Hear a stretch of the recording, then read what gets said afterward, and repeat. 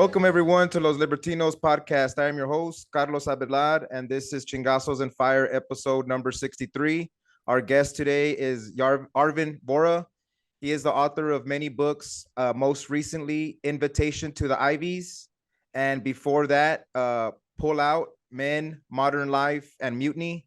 He is also the founder of the Vohra method, where he does private tutoring for ambitious kids that want to take their education game to the next level. Welcome, Arvin, to Los Libertinos. Hey, Carl, thanks for having me on, man.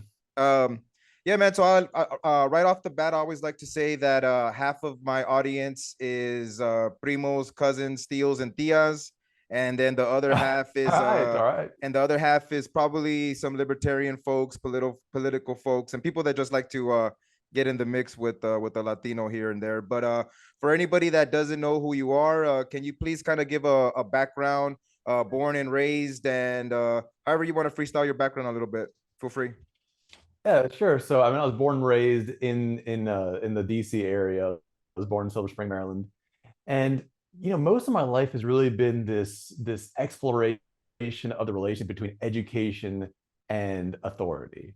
And what I started seeing at a very early age, and started, certainly developed that view quite a bit since then, is the idea that what education should do is make you able to think independently, think freely, not in like an influence or coerced way. It should be able to make you think critically.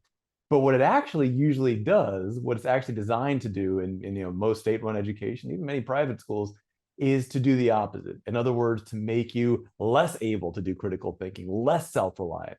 And so a lot of what I do is I focus on ways to make education do what it should, which is make you more independent, more able to critically think, more self-reliant. Yeah, and did you get some of that like from your, like your upbringing, meaning like you saw that you had influences from like your parents or outside family or someone in particular that pointed you in that direction to see that out, like to do. Yeah, I think it's like part of the immigrant experience, right? Right? Because when my parents both came from India, right? So when you kind of grow up kind of halfway between two cultures, you're an outsider in each culture, right? And that makes you more able to detect and notice the flaws, notice the wrong way that a culture is doing something. So, for example, people have been in India for generations, generations, generations. They don't see the mistakes as mistakes that happen in India because that's just all they've ever seen. The same is true in the United States. People that grow have been in the United States for generations and generations and generations. Again, to them, something that's just normal is also right, where something can be commonplace and wrong. Classic example, I've talked to so many libertarians that are all about ending the welfare state. They're like, we got to get rid of the welfare state. And I'm like, absolutely, we have to get rid of the welfare state. And then like 5 seconds later, they're like, I went to public schools. My parents went to public schools. My grandparents went to public schools. My great grandparents went to public schools. I'm like, that is the welfare state. That is generational welfare. That's when we talk about generational welfare, we're talking about that specifically. So that outsider perspective, I think, is very, very valuable to really be able to see, problems in both cultures that you're connected to. Yeah. When I reached out to you about the interview, it was because I had shared a comment from somebody else, and man, it got a lot of traction, and you had put a comment, and I have noticed some of your posts before in the past because I know that of your like what you had going on in the Libertarian Party, and I just remember that in passing, I would see your post about, and I always just thought, oh man, this guy's throwing chingazos here and there. He's really trying to, you had good stuff, and then so when you commented, and just for the audience, it was basically I shared a comment where I don't know who this person was, but they basically were just saying like, oh, all of the people that are the don't go to college, learn a trade folks, that they're slaves to the wealthy, and then you had posted something to the effect like the lawyers, the lobbyists, grant writers, government workers, like that, like as if like they're not also slaves to the wealthy. Um, so right off the bat, like kind of like to get into the mix here, can you kind of give your and I think the reason that post got so much traction is because it's something that is like brewing in the country or amongst a lot of people Yeah. these tensions or these intersections of where I don't know, government, education, economic mobility, like all these factors play into that in that post, that's why it got so much traction. But I guess my question right off the bat is kind of like, can you give like your grand narrative where all of these things and tie in together, and then maybe also throw in the mix the counter narratives that you know that they would say where you're wrong and why you're right. You know, just I don't know, man. Just go ahead and freestyle on some of that because you know, feel free to give some historical context on like why things are like the way they are. So I don't know, man. This is kind of your place here to just freestyle and give your grand narrative Yeah, on a I lot mean, of this let's stuff. like talk. I mean, let's talk about that particular thing, right? Because I grew up in DC. I grew up inside the Beltway. I still live in DC. I still live inside the Beltway. And what you see here is just just so toxic. It is so toxic. Growing up, many of my friends' parents, many of my aunts and uncles, many people in my family, neighbors, people who I grew up with did their jobs were basically getting government grants, right? And you saw, I got this, I would see the inside politics of it. And this is just what I grew up with, right? So I knew from a fairly early age that if you're, if let's say you're getting most of your funding from the state, what everybody does if they're getting funding at the state level, they donate the maximum to the Democratic candidate, they donate the maximum to the Republican candidate. It's not about ideology, it's just about bribery. It's about saying no matter who wins, they're going to owe me a favor. And so, yeah, I spend 2,000 on this person, I spend 2,000 on that person. But guess what? I'm going to get a $5 million grant. So who cares if I spend $4,000? You see what I mean? There's this idea, this deep toxicity that I just really grew up with. And it's not just that there's toxicity, because you see toxicity in so many areas, but it's this toxicity that's like worn as if it's a badge of honor. In other words, the reason that I knew that people did this is not because like they shamefully admitted it to me in private. Is not because I discovered it on my own through some kind of sleuthing. People brag about it. They think they're clever. They think they're doing the right thing. They don't realize what they're doing is they're stealing, and they're stealing from each other. They're stealing from all of us, right? They're stealing from their friends and family. It's just straight up theft. It's theft once removed, but it's still theft.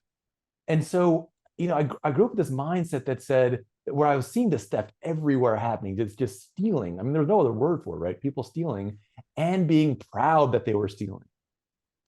And so, really, what I started to focus on in my politics was, instead of having this kind of a kleptocracy mindset where the goal is to steal as much as you can and that's somehow good. And I mean, people would brag about how they kind of tricked the government out of these huge grants and they were proud of it, right? Instead of that mindset, I've been looking at this mindset that says stealing is wrong. And you know what? There might be a case where it's necessary. I get that. There's that class example, like if the only way to get medicine for a dying child is to steal money, would you like, yeah, probably, of course. I'm not gonna let somebody die because of that, but I wouldn't be proud of it, right? I wouldn't be bragging about like, look at this wonderful thing. I failed as an adult able to provide, so I was forced to. I wouldn't be proud of that, right? And so this idea of being proud of stealing is something that's very deep in DC culture, very deep in government culture. And that's something that really has to go. And when you see this blowback against the people that work, right? Against, what people call like the working class, people who actually do something that's useful, construction, right? Plumbing, electricity. I realized, I'm telling you something, I realized over the last couple of years that my education had been hamstrung in many ways. But one of the biggest ways was that I'd almost been like specifically taught to not know how to do any of that, right? So over the last like couple of years, I've realized like, what, the work that I've learned how to do, the electrical work I learned how to do, the plumbing work that I've learned how to do, the mechanical work that I've learned how to do is so much more valuable, both in a spiritual kind of way, but also just in a practical economic way than the fancy Ivy League education that was supposed to be so valuable. I mean, that's what I'm talking about. The movement to work away from theft is what I think this country needs. And I think what it's also what we need to be doing at an individual level. Yeah, and most of the comments there were basically just like, hey, yeah, like, hey, I'm a plumber or I'm an electrician and I make so much, and Mm-hmm. so yeah, I mean, and that's something that growing up, so I'm 39, but I remember that I guess it must have felt like it must have been the last 10 years where you really felt the vibe changing towards like you like basically hearing that you didn't have to go to college to like be Mm-hmm. successful and all that. I mean, I'm sure that's always been around, but like it just seemed like it got turned up a lot. And I would think that the reason is just because the math says so. You know, it's like, hey, if you're gonna be Yeah. in debt for so much to go to this paying for this higher education, but the plumber that your buddy from high school that you knew was gonna not get into college, but hey, he's doing okay. People probably start kind of having different narratives about that. Can you kind of talk a little bit about how that changed over Yeah. the years, and how the government being involved in higher education through the, I guess, student loans and all that, how the history and how that kind of has shaped some of this, Yeah, for most sure, recently? for sure. I mean, I think I had really direct experience with that, right? My first book about about higher education, was called "Lies, Damn Lies, and College Admissions," and it came out in 2012 or something like that. And one of the big points was that you don't need college. At college, you don't need college to make money, and you don't need college to have like an intellectual education, and you don't need college to prove. And one of the things I talked about were if you're like, listen, I only want to do white collar work, I don't want to do any manual work, fine. You got actuarial exams. You don't need college to take them. You got if you want to work for the government, you got the Foreign Service Officer test. You don't need to go to college to take it. Whenever there's something that's a lot where there's a lot at stake, right? And a lot at stake basically means finance, diplomacy, real estate, something where there's a lot at stake. You need to have something either in addition to or usually instead of a college degree, because everybody knows that college degrees have turned into nonsense. And when Lies, Damn Lies, college admissions came out, I mean, people like treated it like it was like a lunatic book, right? I mean, they're just like, this is so crazy. They're like, man, like no one's ever gonna not go to college. Like this is nuts. You go to college. It's like what you do, right? And so, when that was my second book, and after my first book, The Equation for Excellence, came out, there's a lot of like media interest and whatnot, the news stuff like that. There was no interest in this book at all. Like everyone was like, this is just like a crackpot lunatic book, right? Now the ideas in that book, and this is like 10 or so years later, right? Now the ideas in that book are no longer seen as revolutionary and crazy. They're almost seen as quaint. As in, well, yeah, of course you don't need to go to college. That's just obvious. And this is sort of like a nice, sort of like heartwarming, uplifting book now, whereas 10 years ago it was a crazy person book, right? So I've seen this. And one of the big things that's spurred that on is the information that's been coming out about what's happening with people. People have been talking openly about the debt that they have, openly about the fact that they can't get jobs in their areas. And more importantly, other people who at first were like, oh man, I'm just a plumber. Like, what a shameful thing. They're like, oh my God, I'm a plumber. I can fix real stuff. I can actually improve actual people's lives. I can make your house either fix it or I can make it better. I can make my house better. I can make the world that we live in better. Like when I go to war against the elements to bring running water into a place or to take drainage water out of a place, I am winning that battle while all you guys are struggling, right? So more and more people are taking pride in something that they should have been taking pride in the whole time. I mean, the whole time they should have been taking pride in. But you have this huge college marketing machine whose only job, as far as I can tell, is to make people feel like shy or bad about not going to college. One of the things that I wish I'd never gone to college. It was a waste of time and money. So the that change has come from people speaking openly, people speaking honestly, people saying, yeah. And I meet people that have gone to college, right? People in the 30s, and they're like, dude, it is tough. Like I'm just like barely trying to get enough money to like kind of get maybe a studio condo or something. And then I meet people who didn't go to college that they're like 19, 20 years old. They're like, yeah, I put a down payment on a house. It's probably gonna be a starter house, maybe a couple of years to get another house. And you're just like, you're looking at the staggering difference in the standard of living simply coming from this basic idea that if instead of learning to play some silly intellectual game, learning to kind of kowtow to academia, if you actually learn how to do things that are useful to people, everybody wants a house that works. Everybody wants a car that works. Everybody wants their plumbing to work. They want their electricity to work. If you can do something that's actually useful, the world is going to treasure you more than if you don't. And that has finally started to come to the surface in this amazing way. And it's really exciting to see. And just to speak on both sides of the issue, let's just say that that person that said like on that post, uh, uh, would they then say like, hey, we do all of this bureaucratic work and we're part of the media and we're part of, and we're actually the ones that make things turn, even though you think we don't, or like, I mean, are they like, how do you know how, I mean, I know you said you grew up in it, like, how do, is it just that they're in their own bubble and and that's what it is, like it's a bureaucratic kind of media bubble that they're in, that they feel like intellectually superior because they're just the ones that read the most books and have these No, degrees, or is I it, think what is it, when like you what have is it? that kind sorry, go ahead. No, I was like, what is it that he just missed? Like, I mean, who knows how many people posted about, or who knows what even like his net worth is? Like, people probably, I'm sure there was plumbers that, or whoever just posted like, hey man, like you're talking all this shit, like, I don't know, you know what I'm saying? Like, I guess I'm trying to also see the why they think the way they do. I guess is the question. If I know Like you said why you, they act like that. yeah, Now, I'm gonna tell you something. They don't think like that. That's the thing.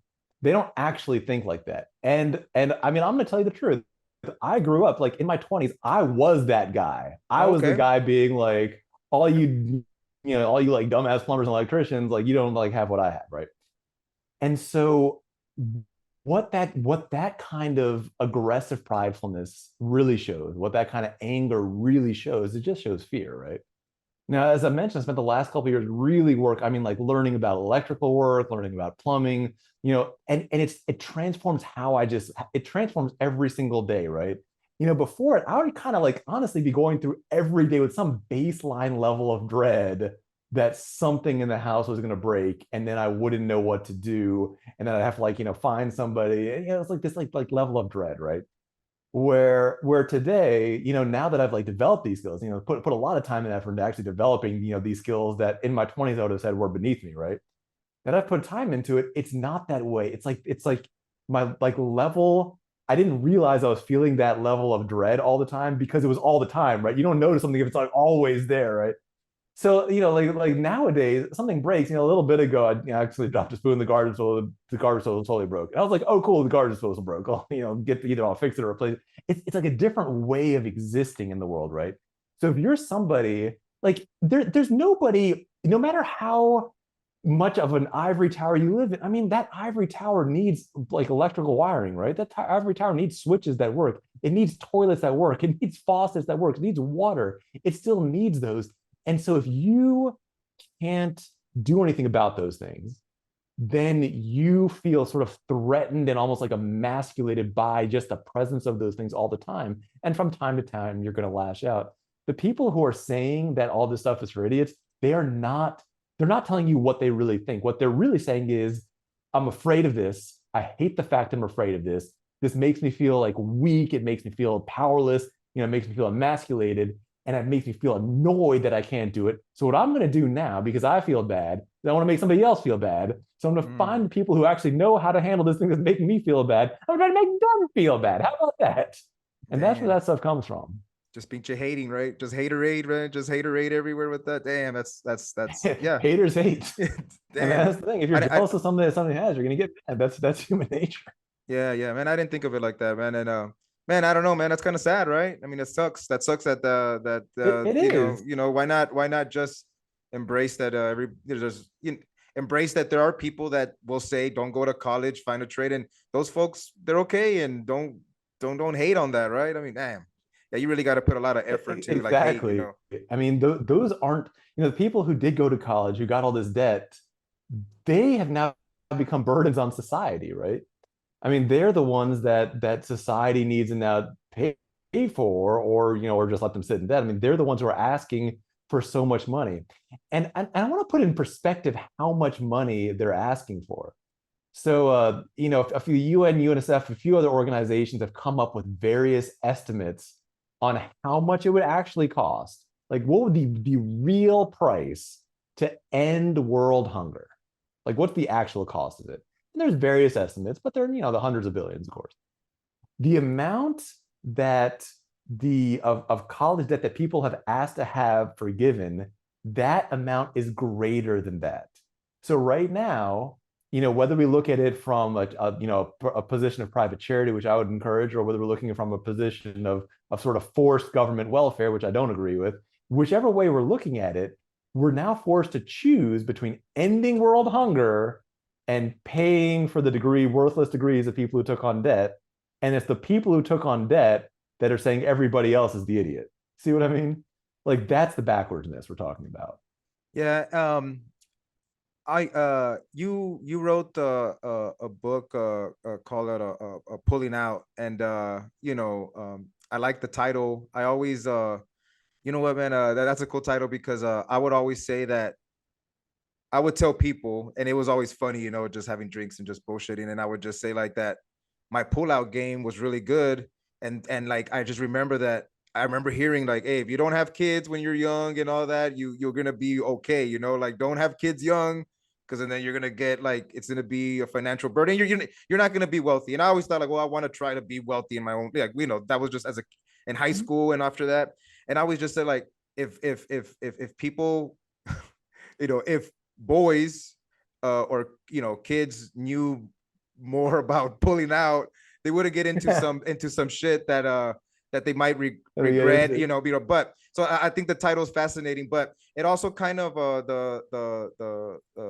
ideas in the book that I've heard you mention on other interviews. I think it also leads into some of what we're talking about, how um, uh, uh, men maybe feel a lot different than they might have felt 30-40 years ago with in a different culture Yeah, of how can you kind of speak about your book and how it yeah, sure. came to be, because that title's that's a good one, man. I like that shit, man. That's like that. So I mean, it almost started as like a joke, right? So I was sitting around with some friends, and I'd actually just read the Carol Sandburg's book, Women of Pull, like her book Lean In, Women Work and the Will to Lead. And I was like, what would be actually really funny is if I wrote a book called Pull Out, like the opposite of leaning in, right? And the more I thought about it, I was like, that really is a message that if a society has stopped benefiting you, if a society is working against your interests, get out of the society. And that's like a very fundamental American principle. One of the documents written by Sam Adams that are usually not read in schools is where he talks about that every person has the right to live in the wilderness, and if they're in a society, they have the right to leave that society if that society isn't following its agreements, or if that society is just simply no longer advantageous. And this idea of just like saying, you know what, I'm out of this because it's not benefiting me, is a very, very fundamental and powerful idea that I really wanted to bring forth. And as I started to do more and more research on it, I mean, it's like I kind of knew it, but I was shocked at some of the stuff that I discovered. I mean, I was just stunned by some of the things that I found out. So one of the things that I discovered in my research was that there's been a lot of work for like large scale mapping of the human genome. And the idea is that with these genetic maps, we can screen for genetic diseases, we can do early interventions so that it could really prolong life and it could really improve health. I mean, these are things that could really benefit the human race a lot. I mean, this could really. So the question is like, what are the holdups? And right now, the holdups aren't really scientific. Science is there, not even financial, because as the technology advanced, it's becoming more and more possible to do these full-scale genome mappings. But one of the concerns that they've had in the United States, I'm not talking about some crazy country, in the United States and in Western Europe, is that doing that would reveal that many men had been sort of tricked, that the people that they thought were their biological offspring were not their biological offspring. And in order to prevent men from finding out the truth, a lot of this stuff has been either forestalled or cautioned against because that's seen as a bad thing. In other words, protecting fraud is seen as good. Telling the truth is bad. And we think that telling the truth is so bad, that people finding out the truth is so bad, that we are going to put the human race at risk medically to perpetuate that type of lie. And I started seeing so many things like that where Hold on, let me just it let me just it started to become let me just just like laughable. I mean, just hey, started to become silly. Arvin, I have to interrupt real quick because my primos and tios are gonna be like, what is he exactly talking about? Okay, familia, what he's saying is there was ladies that had Sanchos out there that had kids with other people, but then you're the one that's still, you're responsible for the kid, right? So that's what you're kind of like. That's what you're saying, right? They're gonna Exactly. find out who the real father is, and or not real the father. They're gonna say, hey, maybe you're not the dad or something. That's kind of what you're saying, right? Yeah, they're gonna say they're gonna find that you're not the dad. So it's like you think it's your kid the whole time, or like, and then you find out you're not the dad. Yeah, that's fucked And up, so dude. I mean, and the thing is, like, that's what should happen. I mean, should be exposed, lying should be exposed. It's not. I mean, the idea of saying we need to protect liars so we can't protect the human race from genetic diseases. I mean, what? And I started seeing so many things. I started discovering more and more things that were just shocking to me. I found out, for example, in many states, if in that same area, talking about paternity testing, that you have to do it before the child is two, and that if you don't do it before the child is two, then you are on the hook for paternity suits for child support.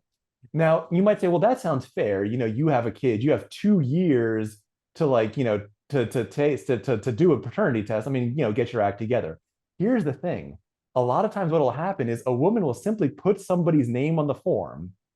That person is not a person they've even like been intimate with. It's not like somebody that they know. It's just like some like random person that all of a sudden they're saying this person needs to be on child support. And you have these guys that just like out of the blue are suddenly getting sued for child support, and they're just like, what are you talking about? Like, I've never met this person in my life. And again, the window is finished, right? The 2 years are over, so people like wait for like 3 years before suing for child support, and they're just like, how am I, what's happening, right? And again, this is a situation where the state is not just trying to be balanced, but so against the basic fundamental rights of men. You're just like, what is this doing? And so to me, if a society or if an environment is not just refusing to serve you but working against your interests, get out of it. It's not your society anymore, it's somebody else's society. You're a serf in that society. what what in your research, what is the justification for allowing that? I would think that I don't know what the percentages of women to male judges or legislators are in these states, No, it's but not. like It's what's the reason? racism. It's just racism. I mean, it's the largest effect on this is to basically saddle young black men with child support payment. Like that's literally it. It has it Damn, dude, really? the effect is disproportionately against young black men. I mean, it affects people of all races, of course. I mean, there's no way to write a law that just affects one race, but the way that these laws are carried out and what goes on is the effect is disproportionately on black men. I mean, it's insane. If this was Damn. happening to white men all the time, I doubt this would stand. Wow. I don't know. Man, that's fucked up. Yeah.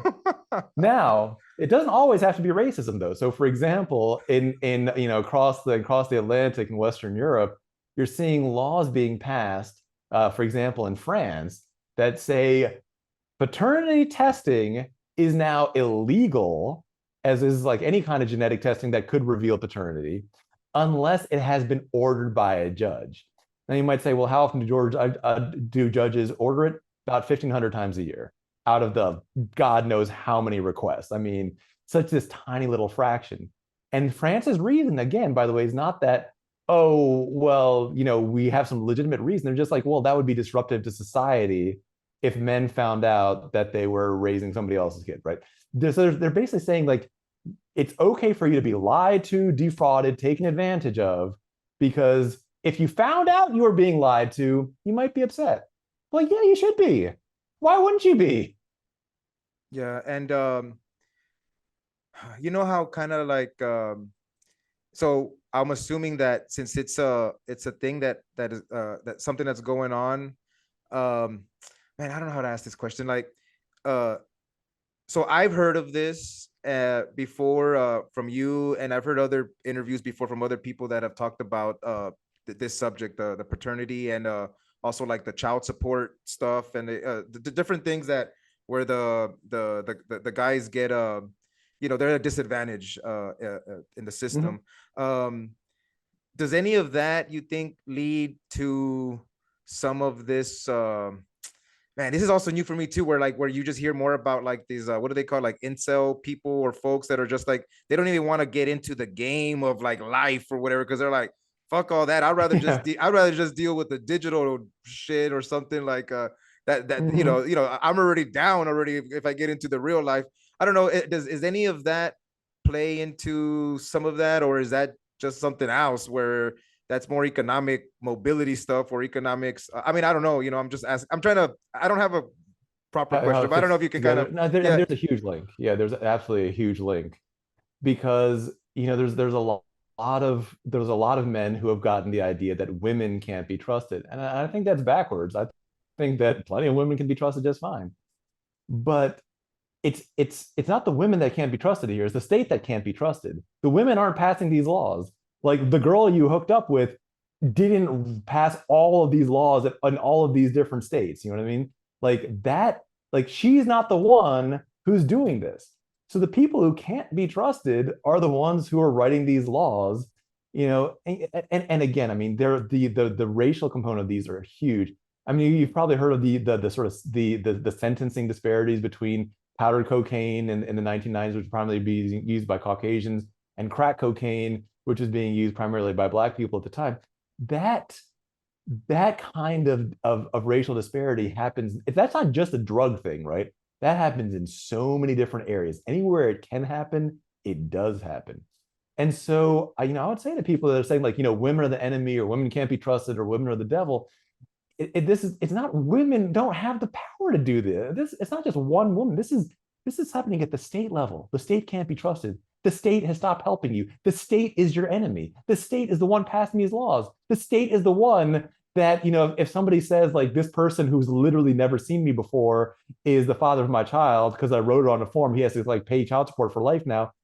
She doesn't show up at your house. The state's police officers do. Like that's the enemy. So I think it's misdirection because a lot of times it's simply easier. It's easier to say, I hate all women because you can avoid women. I mean, you can simply sit in your house and there won't be any women there, right? But it's hard to say that the state is the enemy because you can't avoid the state. You have to fight the state. You have to go to war with the state. Now, I mean with violence, because guess what? You play violence, the state's the expert at violence. There's no point in getting. I'm talking about the battle of ideas, the battle of activism, the battle of activity that says, I'm going to work peacefully to end this thing because this thing is my enemy. yeah. And when you right now mentioned the battle of ideas, it kind of leads into my next question about how your what you do professionally, I guess, as through the Vohra method, where you are like a private tutoring for kids that want to elevate their game, and how you just and your new book, Welcome to the Ivies. Mhm. Um, and the idea of battle of ideas. Some I would think that in the Ivy League or in those prestigious schools, or those real old lineage of schools, that a lot of these ideas can be, I guess, like debated or fought out, because I would think that a lot of those people are the ones that become the legislators, the lawyer class, Mhm. and Sure.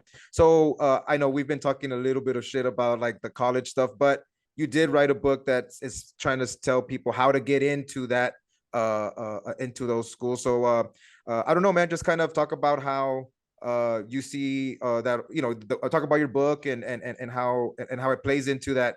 If you want to possibly do some change, that whether it's you or the next generation that you have coming up, like your children or family, that if you get them into the Ivies, you put them in there with some ideas that possibly can maybe change the world to your direction or something like that, or even and who knows, maybe going into the Ivies it's already um too far gone, where like you're just trying to slow it down by sending good people in there. I mean, I don't know. So anyway, just yeah, go ahead and talk about your book, Yeah. and all of the what you got going on your professional end too, and how it all probably ties into trying to get good people next generation good people, to be the Mhm. next people that get into these positions of power that hopefully have a good head on their shoulders.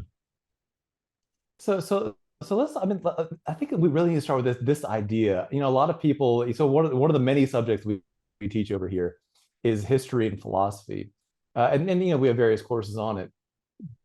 But what startles people a lot of the times is that the very first reading that we do in philosophy here at the Vohra method is actually the Leviathan by Thomas Hobbes, which is the sort of epitome of the defense of the government, of a monarchy, actually.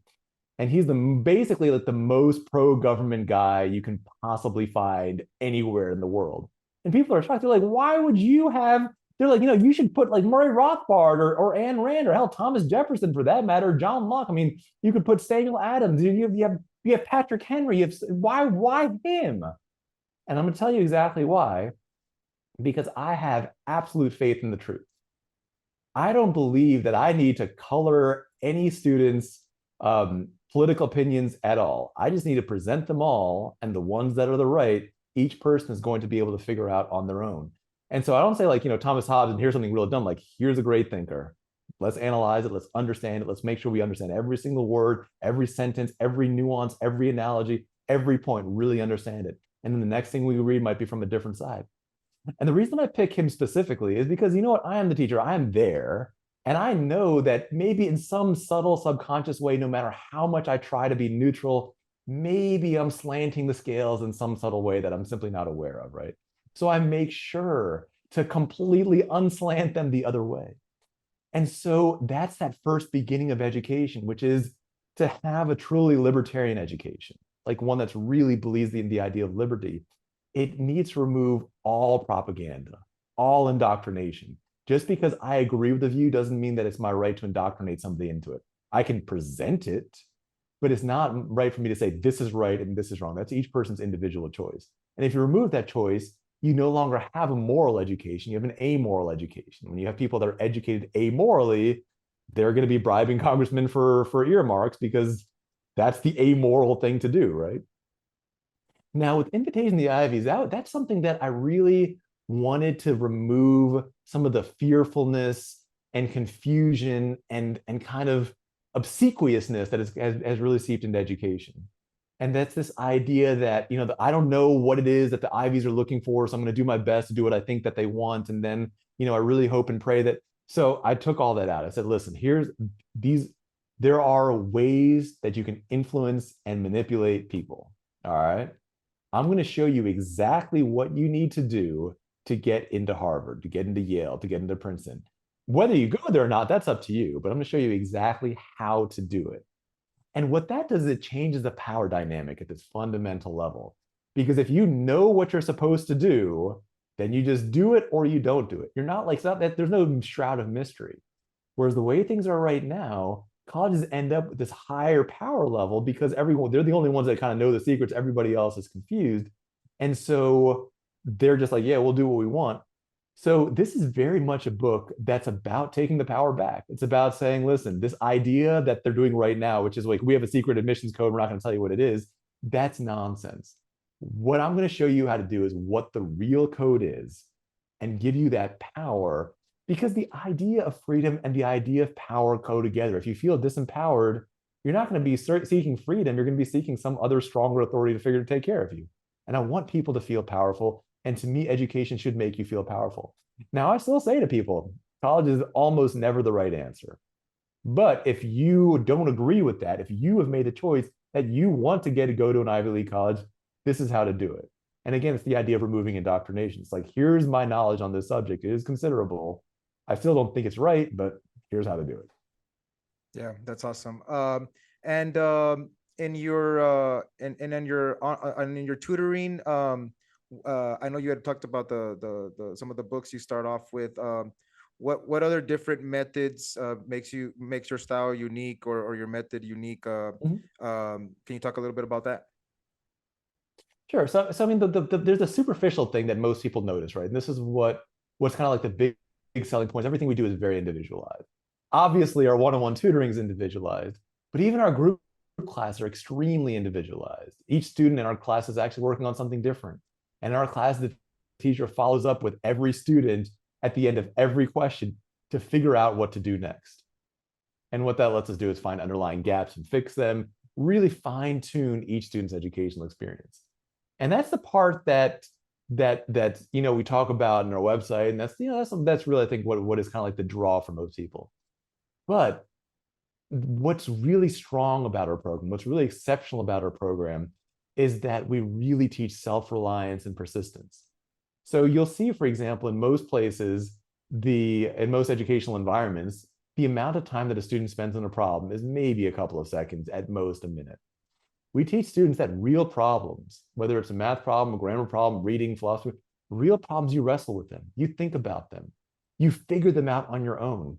And so every single day, if you're students in one of our classes, yes, absolutely, they're learning algebra, and they're learning calculus, and they're learning biology, and they're learning physics, and they're learning, grammar and history. They're learning all that, but they're also learning that self-reliance, that perseverance, that grit, that problem solving, the thing that really allows you to approach any other type of problem.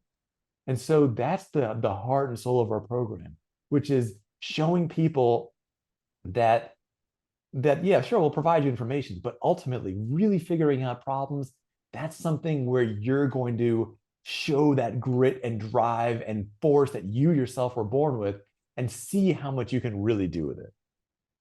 Man, that's perfect, man. Yeah, man, I'd like to say thank you for coming on to Los Libertinos. It was fun. Can you please let people know where they can reach you and reach your website and all that? Feel free to plug. Yeah, absolutely. And also, really appreciate it being on the show. It was a lot of fun. Great to get a chance to discuss all these things. The best way to learn about our programs or upcoming book, all that kind of stuff, is at invitationtotheivies.com. At Invitation to the Ivies, you can learn about our book. You can also learn about all of our tutoring programs and all that kind of stuff. And you can learn a little bit more about our style, our various styles in terms of both education, in terms of how we think about philosophy, all that kind of stuff. So invitationtotheivies.com is the best place to go.